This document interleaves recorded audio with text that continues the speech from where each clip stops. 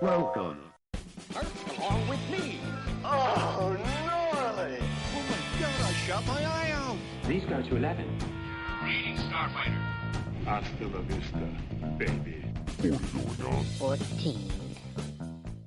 Hello, everybody, and welcome to 40 Going on 14. I am Mike. I am Patrick.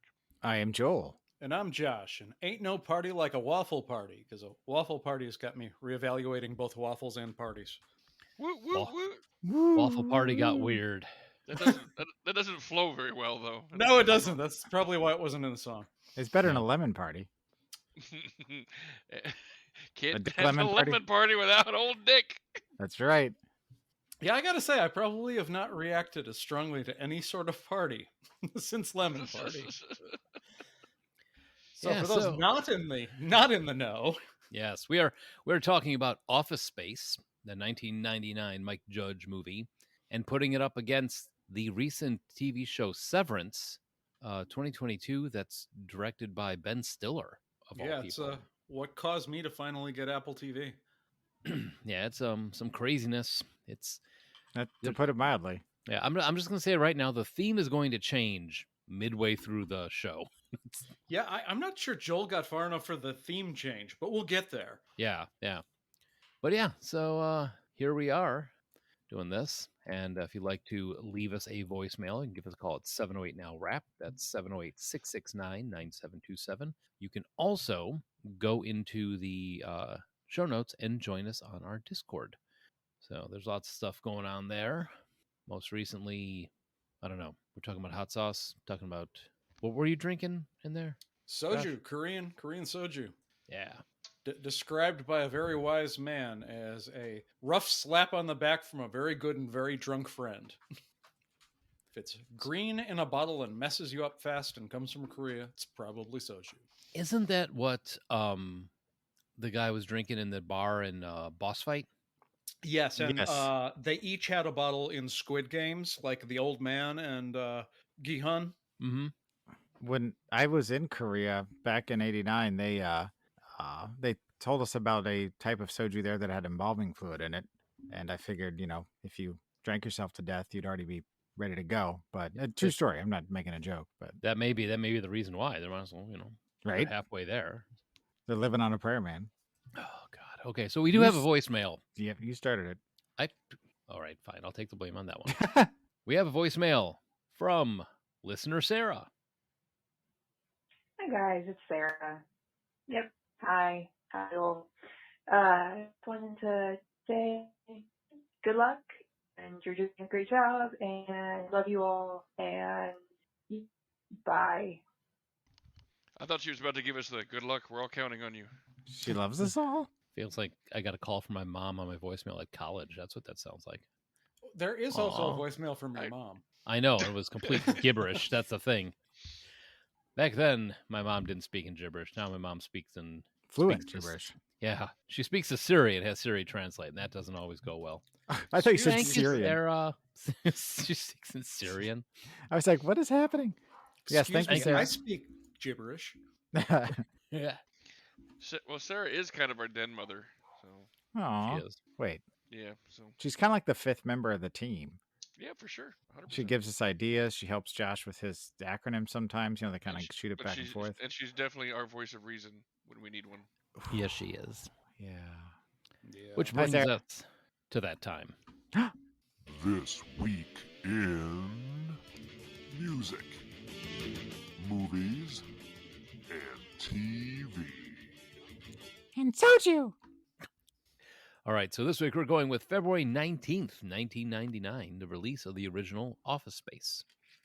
Get in here. Breast exam's on the TV again. All right. So music. The top song in the land was Angel of Mine by Monica. I don't know that song. I do not either. Me either, and I didn't bother looking it up because I am not a Monica fan. I'm not even don't know it. entirely sure who Monica is. That's how I know I'm not a Monica fan. She was a singer. Well, I She figured had a that show. much. Didn't she have a show? Oh, that was Monique. Oh. Well, then I guess we'll move on. So Lamont Coleman, known professionally as Big L, was an American rapper who released his debut album Lifestyles of the Poor and Dangerous in 1995. Noted for his use of wordplay, multiple writers praised Coleman for his lyrical ability. On February 15th, Big L was shot 9 times in the face and Yikes. torso in his East Harlem neighborhood and died from his injuries. If he didn't die from those injuries, he probably would have been horribly disfigured. Jesus. Or he would have been a legend. True. He'd be like 50 Cent. Where He'd be like 75 cent. Wait. 9 times. 9 times. That means there were either multiple righteous shooters or dude. somebody reloaded. Well, it depends on the type of. If he's got a 6-shooter, Patrick, yeah, he's got to reload. Yeah, maybe he had an 11-round clip and missed twice. Well, back in '95, 11-round clips weren't common. Neither's getting shot in the face 9 times. 9 times. Well, if there's 2 guys, it's a little more common back then. Common got shot in the face? But only 8 times. Slacker. Yeah. Anyway. All right. Well, and moving on to finally the section where Patrick apparently has some sort of vendetta against me. Take a deep breath. Released on February 23rd, the Slim Shady LP is the second studio album by American rapper Eminem. The album features production from Dr. Dre, Bass Brothers, and Eminem himself, featuring West Coast hip-hop, G-funk, and horrorcore music styles. The majority of its lyrical content is written from the perspective of Eminem's alter ego named Slim Shady, whom he created on his first studio album. The Slim Shady LP contains cartoonish depictions of violence and heavy use of profanity, which Eminem described as horror film-esque, and though the lyrics on the album are considered to be satirical, Eminem also depicts his frustrations of living in poverty. The Slim Shady LP debuted at number 2 on the Billboard 100 and number 1 on the top R&B hip-hop albums chart. It received commercial and critical success, with critics praising Eminem for his unique lyrical style, dark humor lyrics, and eccentric personality. The first single, My Name Is, became Eminem's first entry on the Billboard Hot 100. The album won Best Rap Album at the 2000 Grammy Awards, while My Name Is, won Best Rap Solo Performance. In 2000, the Slim Shady LP was certified quadruple platinum by the Recording Industry Association of America, the RIAA. While the Slim Shady's LP's success turned Eminem from an underground rapper into a high-profile celebrity, he became a highly controversial figure due to his lyrical content, which some perceive to be misogynistic and a negative influence on the U.S. youth. Despite this, the album has since been included in several publications' lists of the greatest albums of all time, and probably spiked the Vicodin problem epidemic at the time. It definitely shone a light on it, that's for sure. He sang about taking Vicodin a lot. Yep. It is a great record, though. I legitimately listen to the hell out of that record. Same here. Yep. Yeah. And the one after it, the Marshall Mathers LP, I believe was the next one. And D12. Anyway, thank you, Patrick, for that fun little trip down Eminem Lane. I figure that's an album worth a lot of information. So. Agreed. Yeah. For sure. And only Let's move on to a short movies for the week. Number 1 movie in the land was Message in a Bottle, a romantic film based on Nicholas Sparks' 1998 novel of the same name. It stars Kevin Costner, Robin Wright, and Paul Newman. In a bottle. I kind of remember that. I never bothered to see it. I haven't seen it. The Nicholas Sparks movies are not my jam. Right. Yeah, Well, no. Movies released this week were Asterisk and Obelix versus Caesar and Blast from the Past. I like that movie. Asterix and Obelix? Blast from the Past. I have. That's the one of those two I remember. I don't Asterix and remember either Obelix of is. them. You don't remember Blast from the Past? No.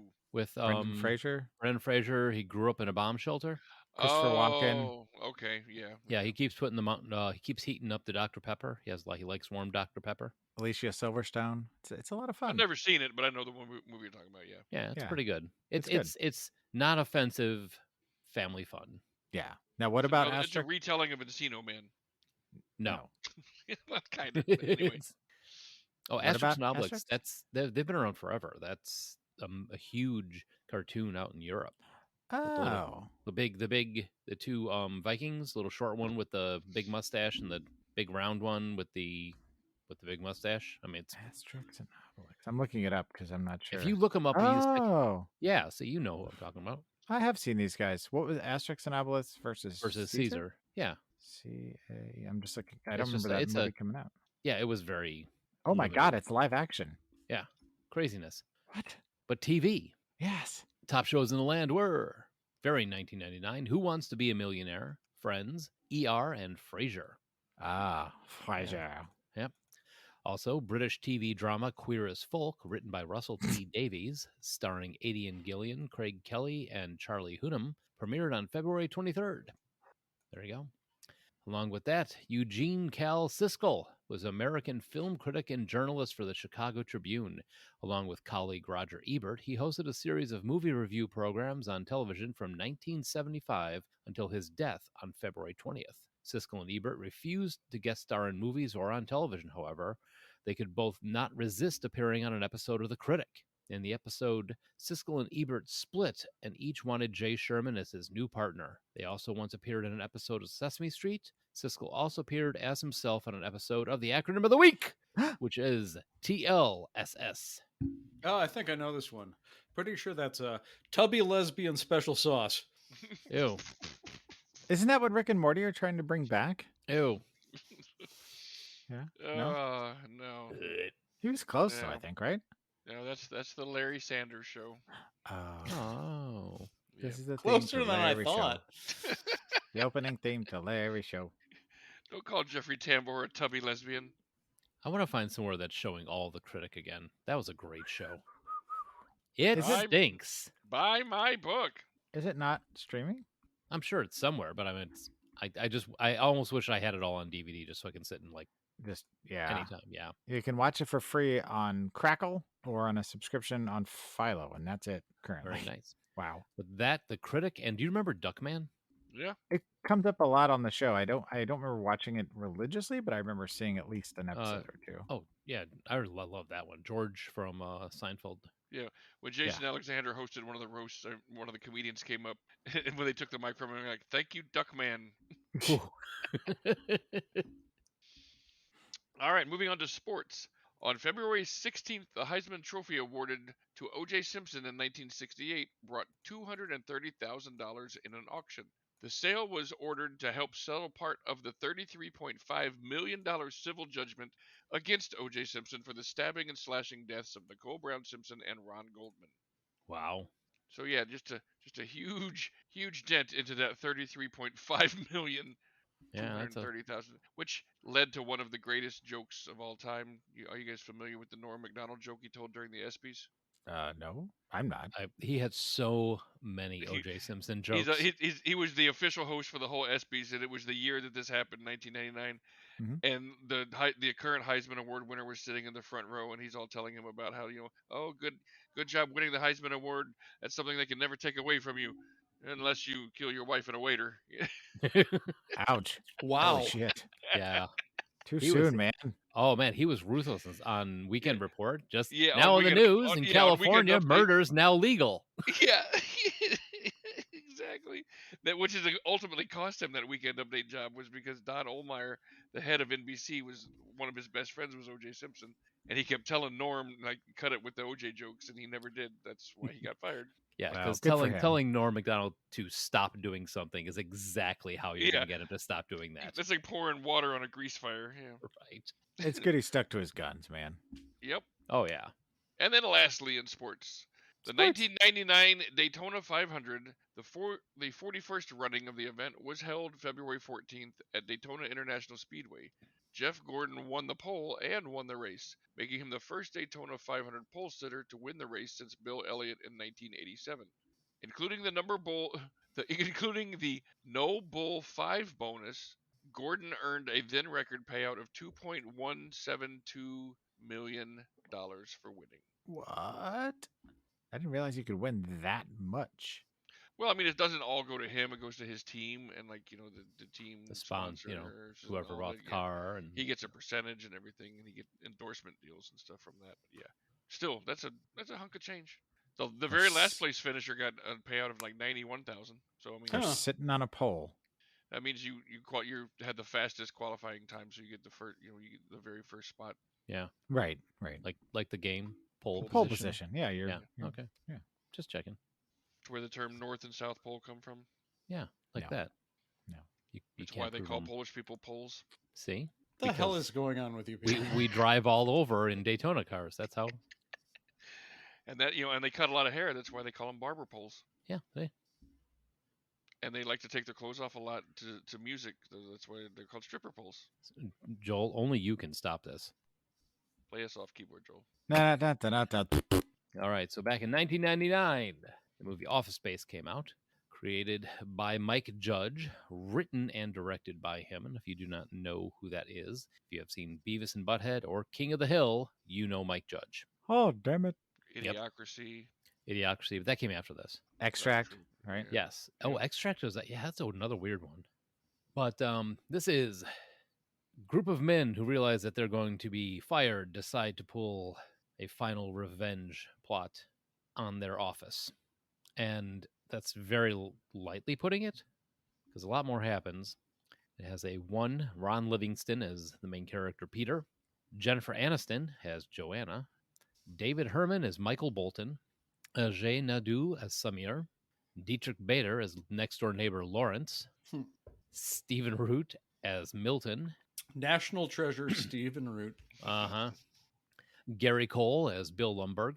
Richard Reel as Tom Sminkowski. Alexandra Wentworth as Anne, the girlfriend. Joe Bays as Dom Portwood, the hearty backslapping guy. John C. McGinley as Bob Slidell, which then again, that's another national treasure. Love him. Paul Wilson as Bob Porter. Kenna McEnroe as Nina. She was the phone. Just a moment. Todd Duffy as the Tchotchkes waiter with all the smarm and flair. Greg Pitts is Drew, O-Face Drew. Michael McShane taking a break from Whose Line Is It Anyway to be Dr. Swanson. Jennifer Jane Emerson, who's only listed as female temp, but she's the Case of the Mondays girl. Ah. And then Orlando Jones as magazine selling Steve. I was once addicted to crack. Damn, it feels good to be a gangster. Oh, we'll get to that. So, trivia on this one. The iconic red stapler coveted by Milton was created for the film by the prop department. They needed a bright enough color to be seen on film and chose red. After the film was released, Swingline began to receive requests from customers for red Swingline staplers. Having stopped offering red several years before, they said, "Hey, money," and just started making more of them. So now you can get red Swingline staplers. Laura has one. Mike Judge. This last watching made me realize I want to get one myself. Mm-hmm. And apparently everyone who works with Stephen Root wants one because he brings them to set signed. Nice. Oh, that's awesome. Oh, I would love to have one of those. That makes me just love Stephen Root even more. Right. Have you seen my stapler?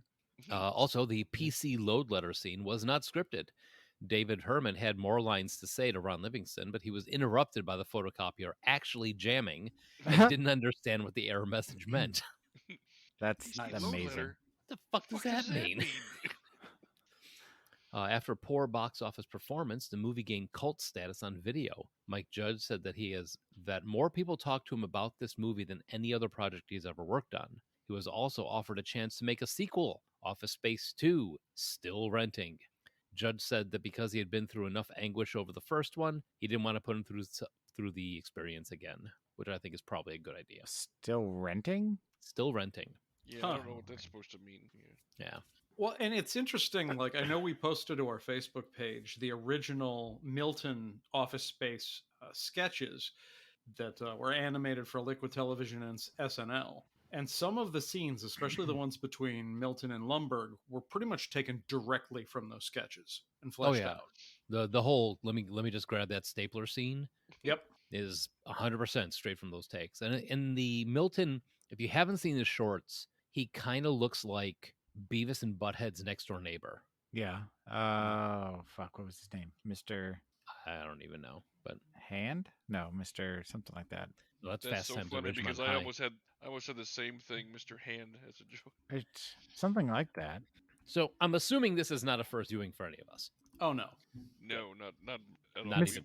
We've watched this multiple times together. Right. Tom Anderson. Tom That's the Anderson. neighbor. Yep. That's a neighbor. Yep. Anyway, yes, I've seen it, but I lost count. It's just too many times. Oh yeah. Probably one of the best takes on working in an office that I have seen in the last 20, 30 years. Outside of the office. how soul crushing it could be to work in a cubicle farm. Mm-hmm. And what I think I like about it the most is it's not like the overarching my life, this job sucks. He manages to pinpoint every single little thing that drives you nuts. What's crazy about it is even though it's a satire and it's supposed to be exaggerated, I honestly find it almost quaint. Just it feels like working has gotten worse. Mm-hmm.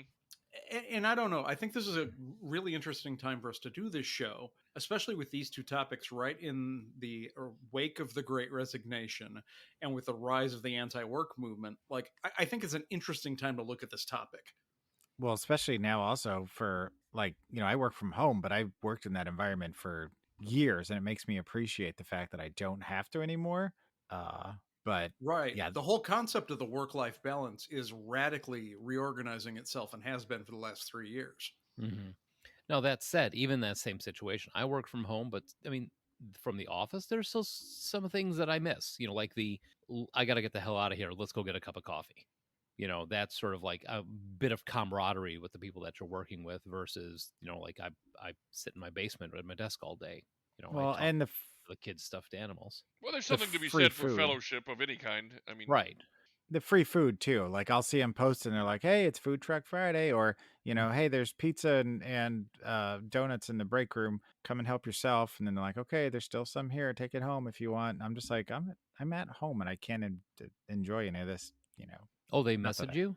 Well, they send out emails to everybody in the building. Oh, and since I'm technically in the building, they're mocking you, man. Mm-hmm. Oh, I talked to I've talked to my boss because turns out there's no food. They're just fucking with you.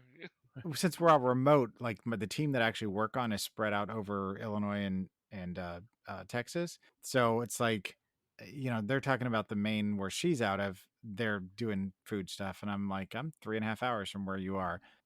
So I'm like, what can we do so we can have that too? Can you like give us a free voucher for a sandwich or something? It's not fair. Order us some Uber Eats, right? Please, thank you. I don't ask for much, just money, just getting paid. But it also has probably one of the best villains in movies so far. The O-Face guy? No, Bill Lumbergh, man. The Bobs. The Bobs I don't mind. The Bobs I don't mind too much as Lumbergh. Lumbergh is just that whole. I mean, I have worked. He's the personification of that horrible manager. So many times. That passive aggressive bullshit. Yeah. In fact, my favorite moment of the movie is that when after Peter's gutting the fish and he knocks down his cubicle wall, and Lumbergh does that step to get in front of him, and he just walks right around him. Mm-hmm. That best part. I don't know, the Bob scene with Lumbergh when they're like, "So what do you do?" Yeah, and that look on his face, he's like, "Oh shit." Something I noticed this time around, though, is while you're rooting for him because office life sucks, Peter's not a great person. Oh, no. It's kind of a piece of shit. Mm-hmm. Well, I mean, I think he's still a little bit under that hypnosis of just, he's just kind of turned off all his emotions. And, one of those emotions maybe might be empathy. Could be, but I mean, he wasn't a particularly great person before. Right. I honestly think probably the best person... If we're going by like who a good person, like Peter's kind of a piece of shit too, because like I said, he doesn't care. He's given up. I honestly think the best person in this movie is Lawrence. Oh, I would say Samir. I like Samir makes it pretty clear that he had to be talked into under threat of like he's an immigrant who just wants to work. He knows he's not going to have his job anymore, and he's never done anything illegal before. Right. Had to be talked into it. All right, I can give it. I guess maybe the most genuine person is Lawrence. Sure, give it that because like he's like with the whole. What would you do if you had $1 million? Two chicks. Two chicks. Do you think you don't need $1 million to do that? The girls that do me probably would. What would you do if somebody at your job said, "Do you have a case of the Mondays?" I reckon they'd probably get punched in the mouth or whatever he says. Yeah, I know. I love kicks in something like that. Oh, no, yeah. Hell no. Hell no. Like just the whole concept is offensive to him. No, he's a great character. I mean, as the next door neighbor. I mean, they have so much going on from beating the crap out of the printer to just getting don't worry, to work. I won't say nothing either. Who the hell What was the hell that? is that? That's Don't worry, Lawrence. He's cool. he's cool. But I mean, there's so many things that that he nails on the head. Like, for example, the fact that Milton is still there, even though he technically doesn't work there, but he's been getting paid because there's a glitch, and they're like, "We fixed the glitch." It's just like he's not even a person. He's not even worth them doing the right thing and telling him that they made a mistake and he doesn't work there and he's not going to be paid anymore. They just assume that it'll just work itself out. Or the fact that the thing that always hits home with me is when they're like, I have 8 bosses ahead of me, so if something is done wrong, I have 8 people coming to me telling me that I messed up. And none of them listening as you're trying to tell them it's already done. We fixed it. Yeah, but if I don't tell you what you're doing wrong, then I don't feel like I'm doing my job. Mm-hmm. Yeah, I need to say this out loud. Justify my own existence. Yeah, and the Bobs are pretty scumbag too. I mean, like you said, with the whole thing works itself out with Milton, just not getting paid and eventually burning the place down to the ground. It says here you've been missing a lot of work, Bob. We're missing a lot of work, Peter. I wouldn't say I've been missing it, Bob. That's one of my favorite lines in the movie. I wouldn't exactly say I've been missing it, Bob. There's actually one other little bit of trivia I wondered if you were going to bring up. Lumberg's big-ass ring. Huh, what about it? Lumberg's big-ass ring is his Earth Force Academy's standard issue ring from his run on Babylon 5. Yeah, there was a spin-off ring. That is fantastic. Yeah, there was a B5 spin-off series called Crusade, and he was Captain Matthew Gideon of the Starship Excalibur, and he had the Academy ring. He's still wearing the Academy ring as Lumberg. That's pretty cool. I would have never have known that. Yeah, I mean it's a pretty deep cut. Like it just looked like a class ring. Yeah. Honestly, I probably would too. I'd probably still be wearing it today. Another person who I love to hate in this movie is Todd, the Tchotchke's waiter. Oh God. For both sides. The Tchotchke's boss, you know who that is. That's Mike Judge himself. Yeah. Oh, really? Yep. Yeah, he's credited as William King in the credits, but that's actually Mike Judge. That's in fantastic. a wig and a fake mustache, yeah. Because Patrick knows we've worked with Todd before. Yes. And the thing is, the guests hate him, and his coworkers hate him too. Yeah, as he flips you off. That was. Do you remember Scott from Garfield's? I do remember Scott from Garfield. He was Todd. He was Todd. And I remember. God, just manager just lost his name. Oh, Fred. Fred, yeah. Yeah, Fred. Ugh. Fred. Anyway. Yeah, Fred. Ugh. Wait, what? I don't know, Fred. Sorry. You'd have loved Fred, Joel. No, would I? Oh, well, actually, you guys shouldn't make fun of Fred. Fred was great when he wasn't at work. No. Yeah, you're not wrong. So you're gonna jump to conclusions? Oh God. This idea is terrible. It's the worst idea I've ever heard. And Richard Reel, the whole thing with Tom sitting in that wheelchair, all wrapped up. You too. Look, good things can happen. Can happen to you too. Look at me. Yeah, thanks for that. Thanks for that talk, Tom. Thanks for that. No, that's again another person who has been working in this place for so long and doing the same thing, and they don't know how to do anything else. But just as a general statement, I will say that there's literally nothing that Mike Judge has done that I have not enjoyed. 100%. Yeah, there's a few things that I don't like as much as everyone else seems to like, but this one I think I like as much as everyone else does. Yeah, I don't see Josh being a big Beavis and Butthead fan. Oh, I was. One of the other ones we didn't mention earlier was Silicon Valley. He was behind that one too. Yeah, I'm a huge fan of that one. Yeah, that's a great show. I like Idiocracy, not as much as everyone else does. Yeah, I love that movie. Idiocracy is great. I think I've only seen it once, to be honest. Really? Yeah. I mean, I thought it was funny, but I don't think I saw it more than that. This is my preferred one of his films, anyway. Yeah, and if you think a little too much about the premise of Idiocracy, it's there's a little squicky eugenics thing going on in the premise. Yep. So that diminishes it a little for me. But I feel like this movie, though, for anybody, even if you've worked as a temp, for a week in an office, and the rest of your life you've done, worked as a bricklayer or something, you can appreciate this film. And I think that's one of the reasons why it's not, aside from the fact that it's really written well. It's written well. That's what I'm saying, guys. It's really written well. Joel, you are 37 pieces of flair. I think so. It hits that sweet spot for everybody, and they can appreciate it. Do you want to do the minimum? I do. We just want you to express yourself. You want Here's to express me yourself, don't expressing myself. you? God bless it. I've so many times. Wanna come back- Starbucks, they did shit like come that. back to my place and watch kung fu movies. Nice. Can we No, order wanna some watch- first? So, if you've been paying attention to what's been going on with Mike Judge lately, he's got Beavis and Butthead Do the Universe that's going to be coming out 2022. And we'll be doing a show. Yep, it's going to be happening. And then he also has Praise Petey, which follows a New York City girl who has it all until her life comes crashing down around her. As luck would have it, a mysterious gift from her father gives her a new lease on life. And that is starring Annie Murphy, Stephen Root, John Cho, Christine Baranski. It's a good little group there. And then King of the Hill, right? Yep, another show. King of the Hill is supposed to be coming back, and something called Exploding Kittens. Oh, the game.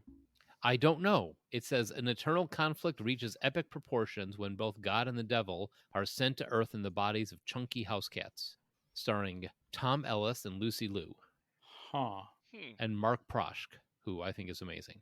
Oh yes. Well, if you're a fan of What We Do in the Shadows. What We Do in the Shadows, 100%. Colin Robinson is.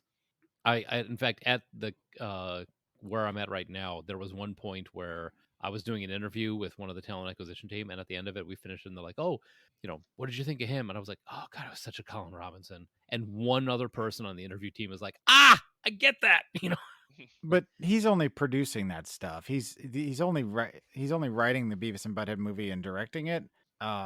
Those are the only things that are like his things that he's actually like writing and directing. That's what he's got going on. Yeah. The other thing he is producing, although I didn't realize this. It says here that he wrote the Action Point movie that Johnny Knoxville did. Oh, really? Or at least had a hand in it. Not necessarily didn't write all of it, but it wasn't a bad movie. Maybe he did some like cleanup work or something. Yeah, you never know. But yeah, I mean, again, we don't want to start Chris Farley in this thing. Right. We all obviously have a deep and abiding love for this film. But yeah, just recounting every scene, that's not helpful to anybody. I mean, in all honesty, we could probably recite the entire movie for you guys. And if you don't like this movie, if this movie isn't your jam, I'm not entirely sure why you're listening to this podcast, because I could see if you missed it the first time around, because there are some references that are very clearly dated to the culture of right around the year 2000, like late 95 to 99. So if you encountered it later, I get it. Yeah. But there you go. There you go. All right. So we But ready if you to take don't a like break? Jennifer Aniston, I don't get that. I got to be honest. I just Fair. don't. All right. So when we come back, we're going to talk about the trippy this year Apple TV hit with Adam Scott, Severance. Right. Which is a shot-for-shot remake of Office Space by Mike Judge. Yes, that's exactly what that is. Thank you, Joel. Shot for shot. Shot for shot. Starring Vince Vaughn. As The Office.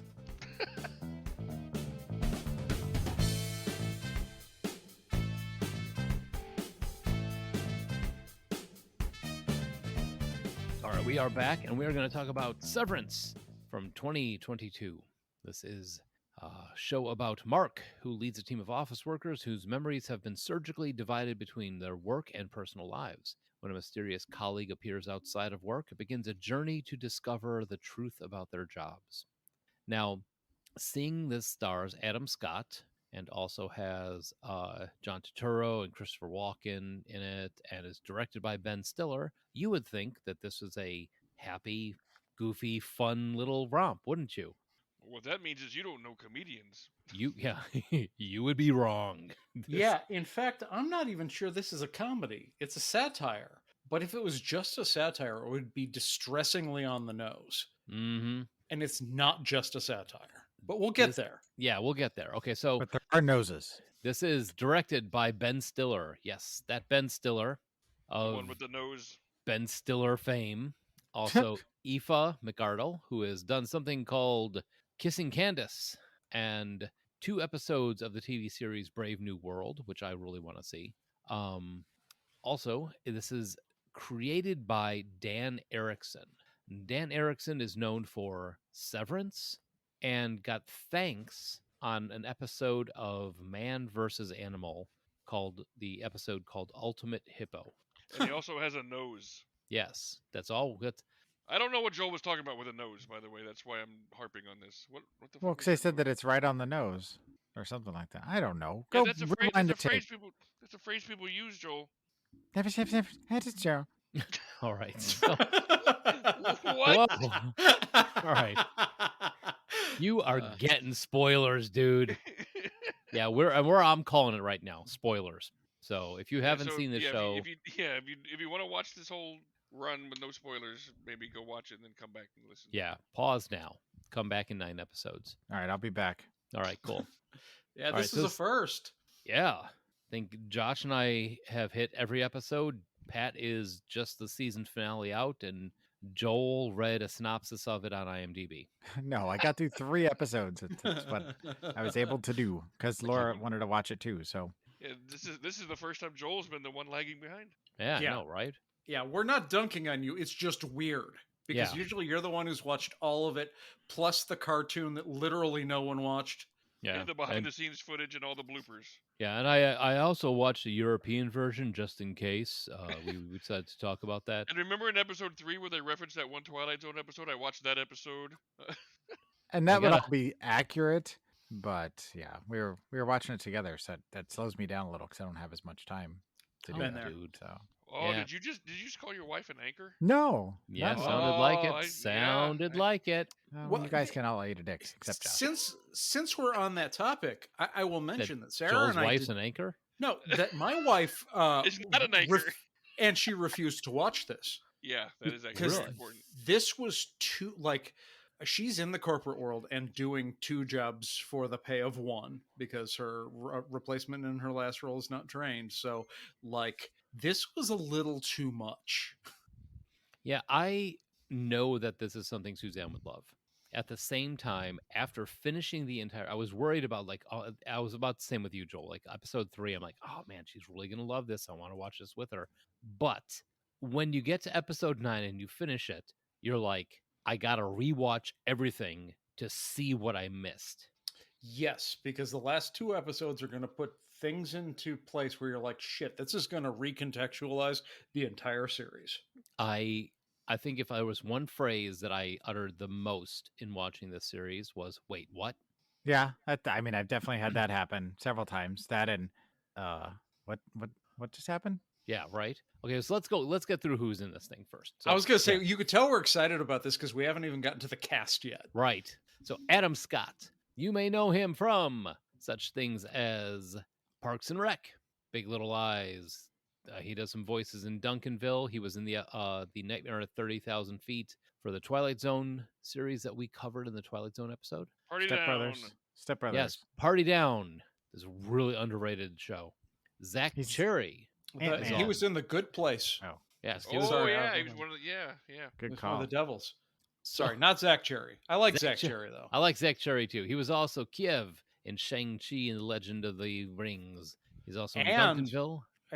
He was Kiev, and not only, we were talking about this pre-show, not only in Shang-Chi, he was also in Spider-Man No Way Home. True. Yep. Played the same character.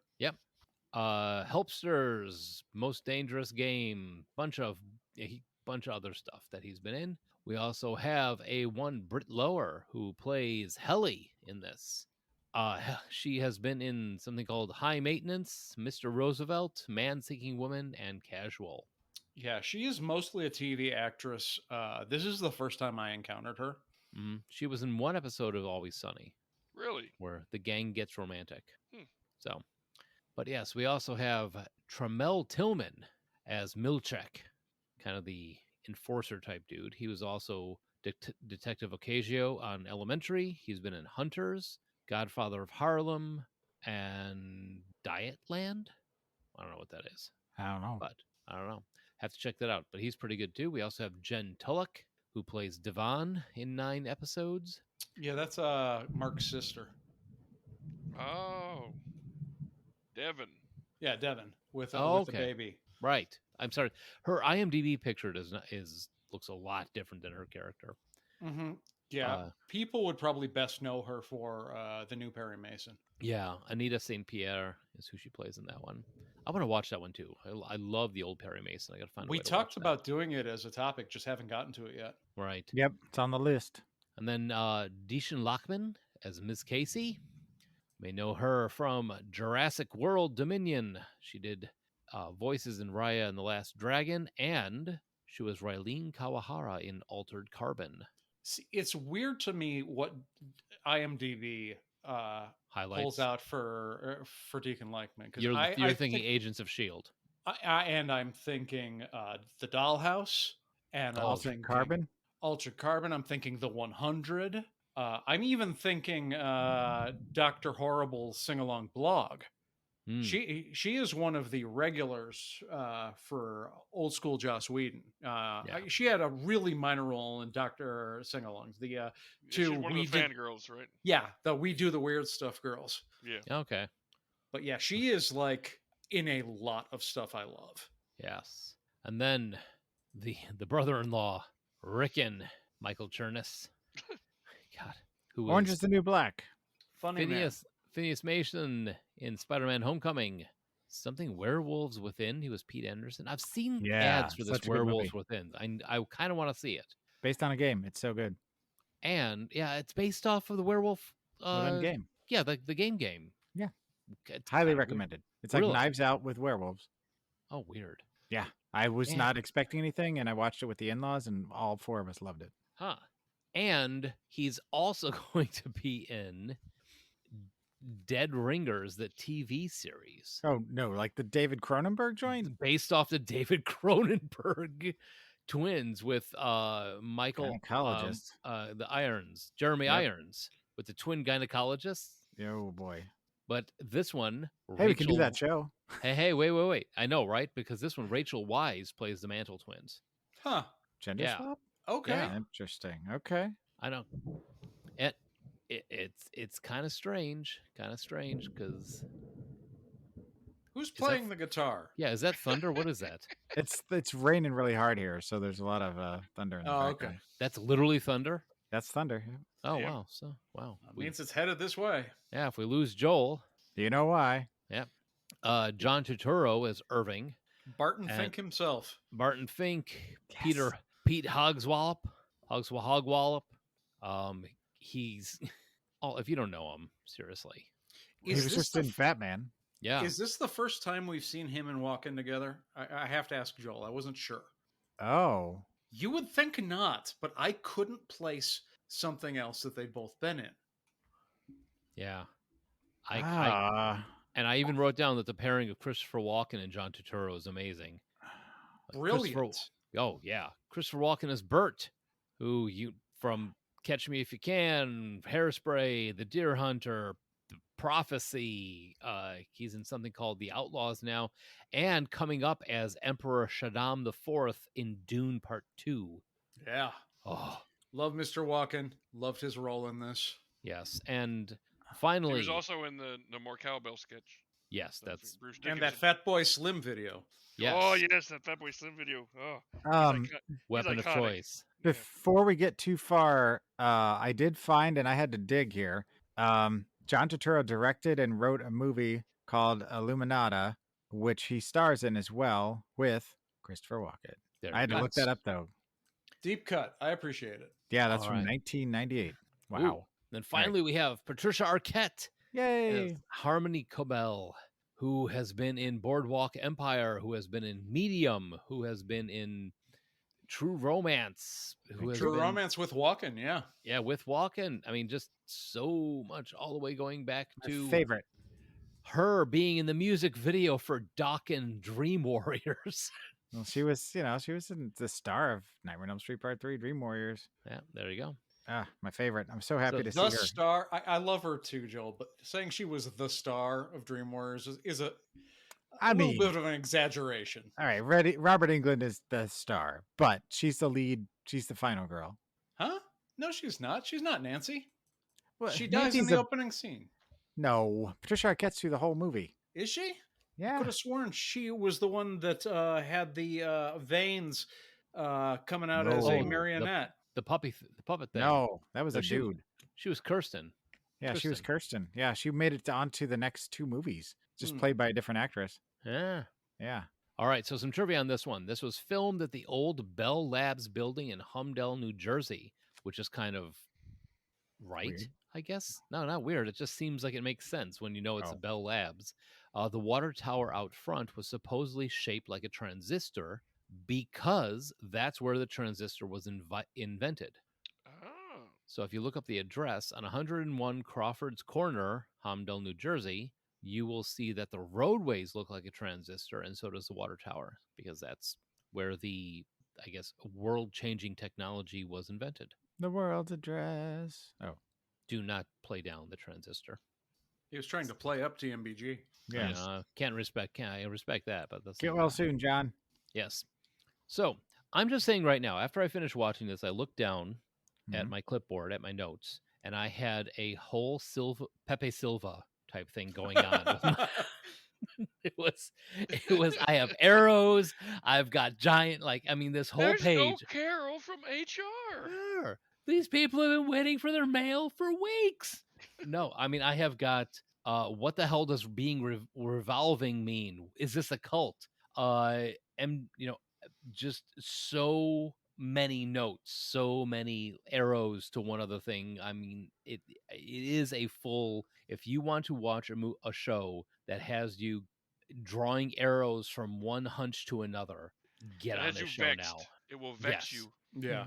This is not a show that you can be a casual observer. Like, if you really want to, you really have to pay attention because there is a lot going on. Everything feels very dense, even though it's very sparse in terms of visual. Like, there's not, like, the rooms are empty. Oh no, yeah. But it's very densely packed. Cinematography wise, this it's blue outside. It's kind of that grayish on the inside. That's very sparse. Very even on the scenes that take place outside the office, it's gray it's much overlaid more blue in the outside, dark. Though. But there's no blue at all inside. No, and there's a little bit of blue outside. That's one of the big differences.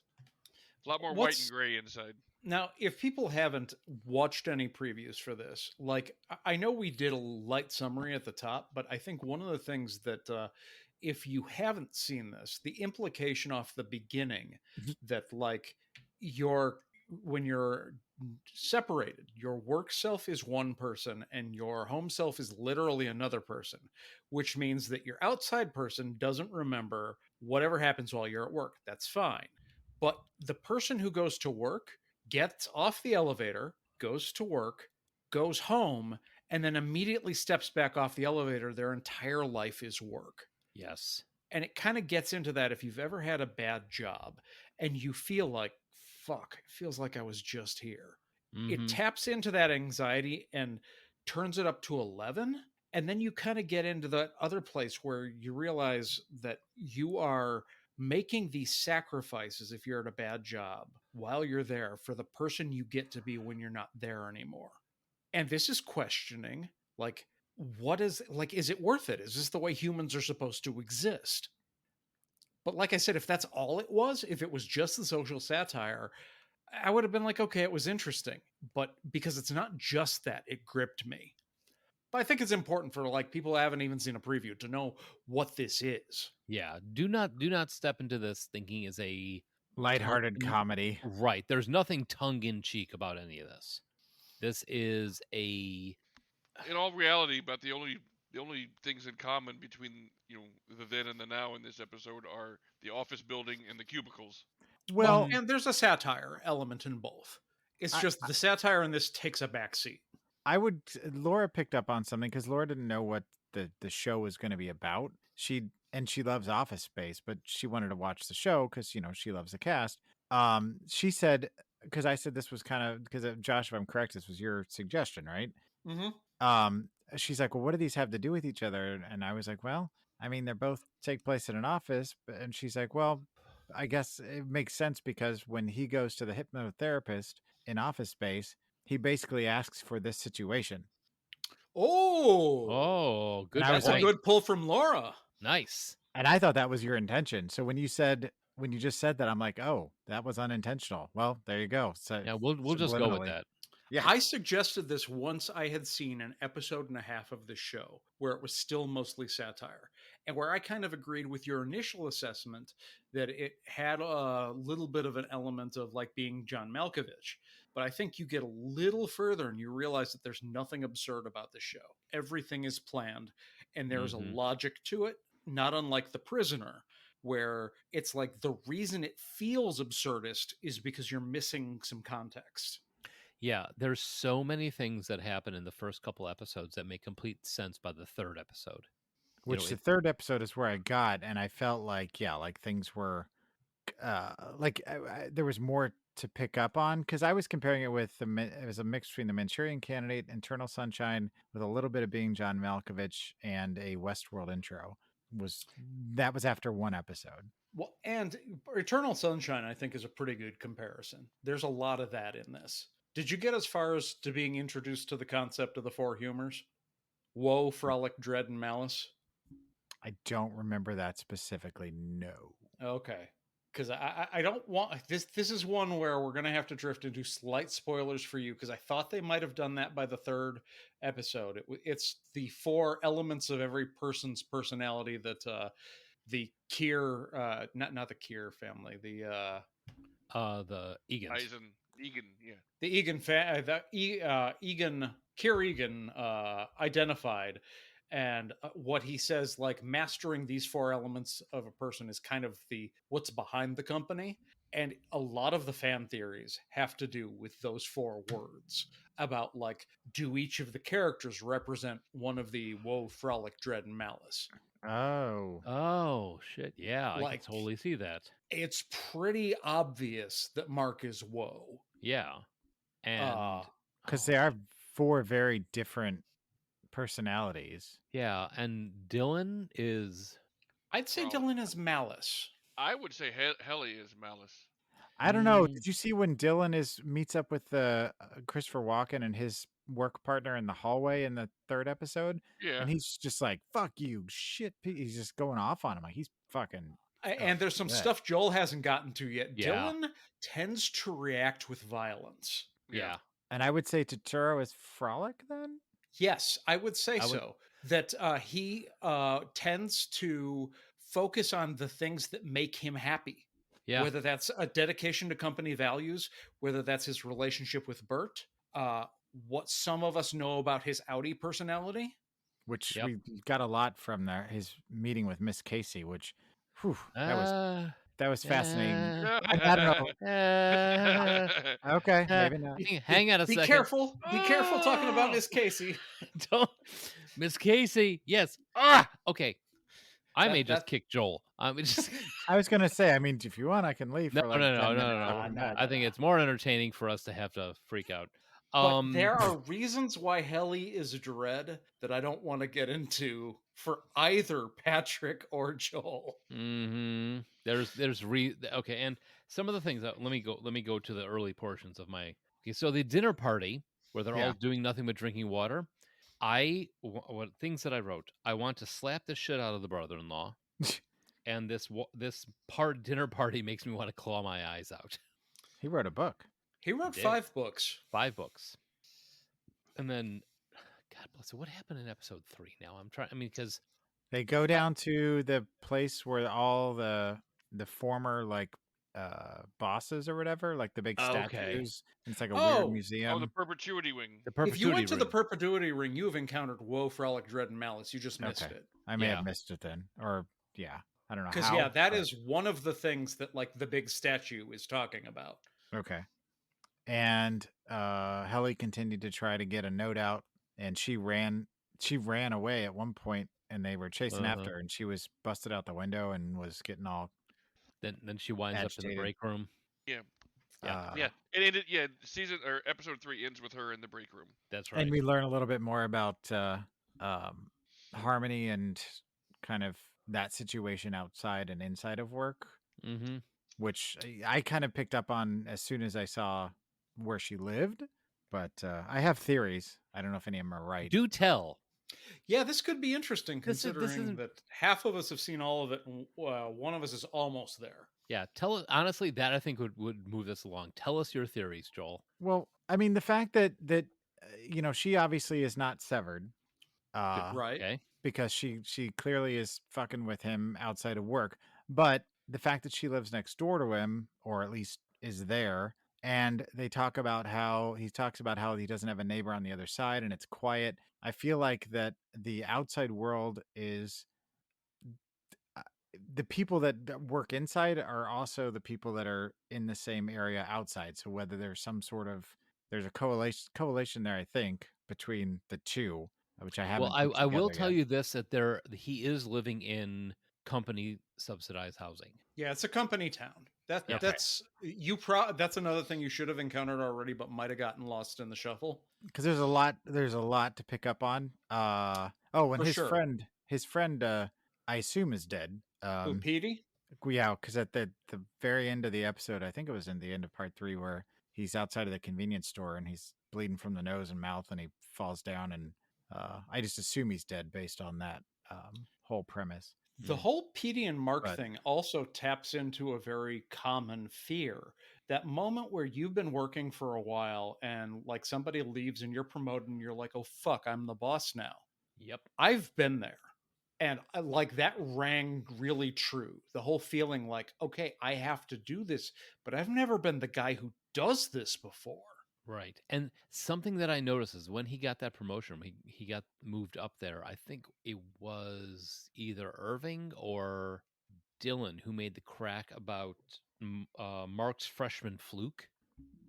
Something, blah, blah, blah, that nothing has happened since Mark's freshman fluke. So something must have happened when Mark got there the very first time that those two remember that to this point.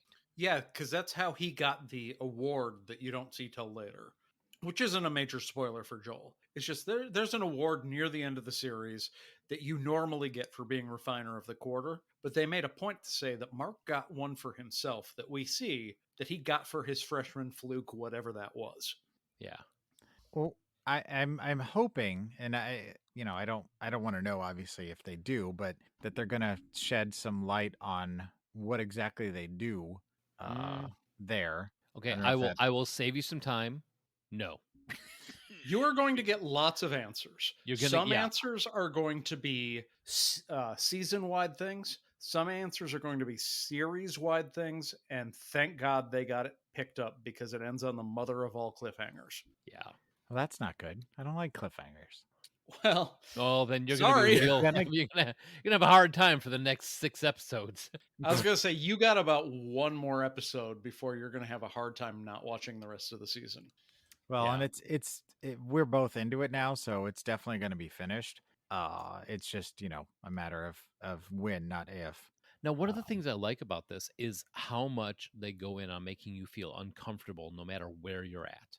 For sure. Even like one of the early shots of Mark just in his car weeping, bawling like a baby, and then getting himself together, putting his ID on and going in. And I'm not going to be too proud to say I haven't ever had a day like that, but I have had days like that. And initially I thought it was just this job sucks type of thing. But everything down to like Pat was saying, how when you go into the office itself, it's very yellow, it's very sterile, it's very I don't say moldy looking, but it's got kind of like that overlay on top of it, all the way down to the music being so sparse and so repetitive that it puts you on edge. Well, and even his house is really sparse and minimal, and it's weird how something, especially in the office, the rooms that are so big can feel so claustrophobic. And it's interesting because Mark's motivation for the severing is the most clear. Like he lost his wife in a car accident, and can't deal with his pain. But like what it means is like he can't remember the 8 hours a day where he doesn't know that his wife died. It means he's just living that trauma the other 16. Yeah. All the time. And like, is this really helping him? And then on the inside, he's trapped in this job and doesn't really know why. And they don't know what they're doing. They've been told that the work is mysterious and important. it's gotten to the point where employee manuals almost are like Bibles. Yep. The employers are like gods. Especially the one moment where Totoro Irving says that they need to start putting Post-it notes around for Helly with inspirational quotes from the employee manual. Yes, because policies are like psalms. Mm-hmm. And that's what these people have, is they're in this commoditized existence where like everything is about the company, and they almost have to like, okay, how do we fulfill all of these people's human needs? And this is their world. Which, incidentally, there's something that happened at one point that we didn't rewind to find out what exactly was said.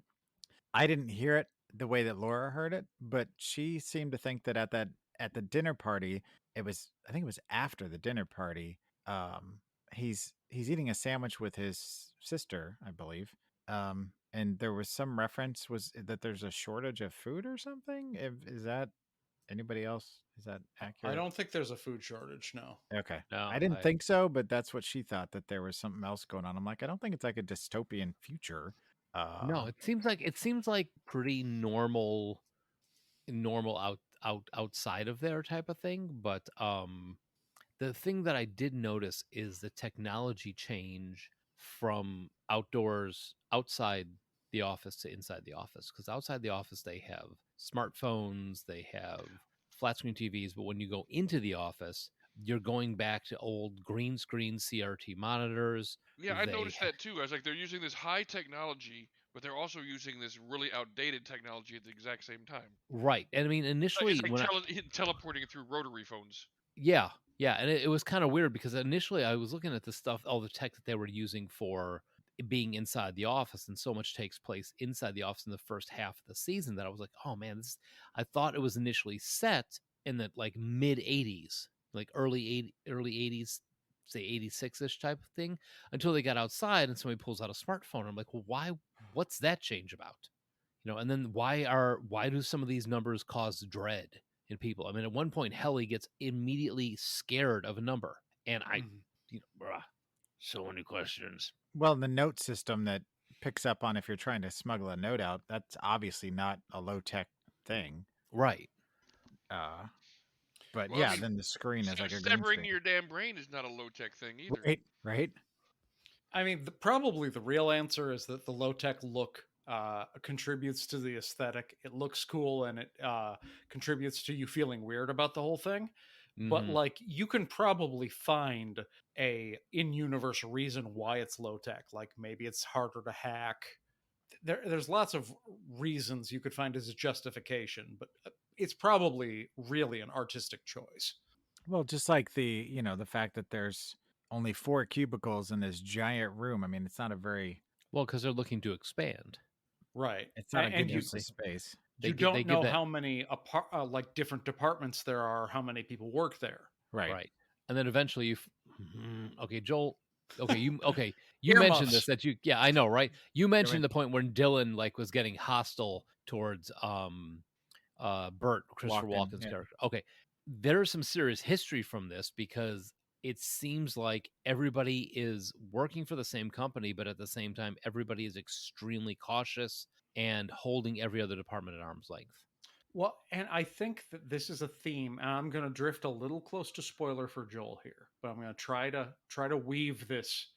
I think they want to be very, very careful about people developing personal relationships, because Mike has observed that this job is like a cult.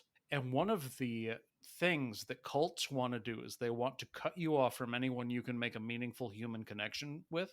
Mm-hmm. And each of the 4 employees, as they go through their journey on the season, they find their moment where they're being dissatisfied with their lot in life through personal connection. And I think making sure that they don't interact too much with the other departments is part of the plan to limit the amount of human connections they could make that could provide them an out from the cult-like behavior. And they use a lot of interdepartmental misinformation to keep them apart, as not just physical distance as well. Correct.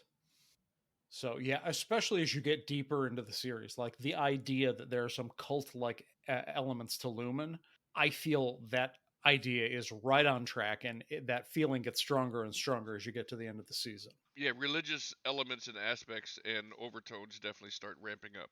Oh, yeah.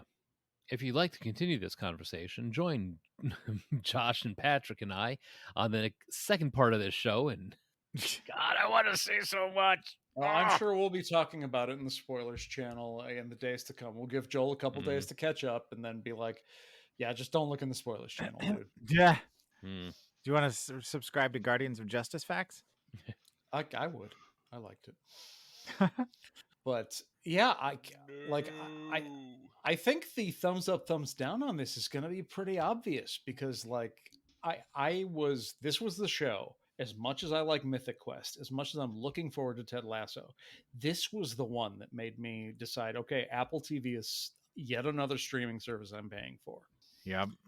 And when they do season 2, day one, I'm watching it. Oh, yeah. Yes. And have you watched Ted Lasso yet, by the way? Not yet. I literally just started Apple TV subscription 3 days ago. Same here. So I'm still on my free trial, but I will be paying for it. I will be watching some other things on it. Fantastic. So, Josh, you brought it up. Thumbs up, thumbs down. I'm just going to go out on a limb here and say thumbs up for everybody. Yeah, that's where I am. I mean, even though there were some dated references for me in Office Space, how can you not love something that's got Stephen Root in it in like his signature role? And everybody's always talking about how much I hate everything. Well, Office Space is something that I love because it's awesome. You know why? Because it talks about something you hate. Well, I was afraid. I was afraid that you would hate Severance. Really? And I think if it had just been the on the nose satire and not the mystery, and who knows, I liked it from the beginning. I literally did. From him sobbing in his car, I think I was hooked. I was like, okay, yeah, I relate to this dude. That is so on brand. Joel, you want to form a connection with me just showing somebody having a mental breakdown when they're by themselves? I'm like, I'm in. That explains so much about this podcast. Truer words have never been spoken. Well, it's obvious. Thumbs up all the way around. Yep. Fantastic. And for me, thumbs up. Cool. So if you've got your thoughts about Office Space, Mike Judge, maybe we were the inspiration for you to watch Severance. If we were, let us know. Give us a call at 708 now wrap. That's 708-669-9727. Yep. And before we disappear real quick, I want to say last thing about Mike Judge. If you have not seen the clip, Mike, you should put this in the show notes when you post this. The clip of him explaining how he got Boomhauer's voice. Remember that clip that I posted? Oh yeah. That's one of my favorite Mike Judge interview clips of all time. So that's the last thing I want to say about the great Mike Judge. I'll shut up now. Okay. All right. So if you're looking for our back catalog of shows, you can find them on your favorite podcast app. You can find us on Podbean or Pandora. You can give us a thumbs up out there. If you enjoy the show, we'd love to hear about it. But if you really like the show, pass it on to a friend. Share that stuff out. Because we are on Apple, Google, and Amazon podcasts. And you can also support us through the Ko-fi link in the show notes and help us pay for hosting costs. Joel, what else we got going on? Well, we're going to be talking about The Father of the Bride, doing a little house party jam at some point here soon. Day the Earth Should Still, maybe a little Valley Girl even, who knows? Lots of stuff coming up. Bond. Yeah. James Bond. Oh, yeah, and James Bond perhaps, too. Yeah, since everybody start watching it. As far as I know, all the James Bond movies popped up on Amazon. So it's a big shoe. Yeah, the new movie hit Amazon Prime, so they have now apparently got the rights to pretty much everything Bond. Yep. Yeah. All right. Cool. So for all of you, remember us. Try to remember us when you get into work. They erase your memory. May you all have waffle parties. Oh. I look forward to haunting Joel with the words waffle party until he gets to that episode. Man, I love my Eggos, but I don't want no waffle party. Well, I mean, okay, I'll take that back. Yeah. I like those were really good looking waffles. It was going to be something awful, and then I was like, oh. See, this is going to be fun for a couple of days. A blue waffle party? No, it was not a blue waffle party. In fact, well, that's true. If anybody wants Josh going, well, is there a ringtone? Let me know. I'll cut that out. All right, everybody. We'll be back next week. Thank you for listening.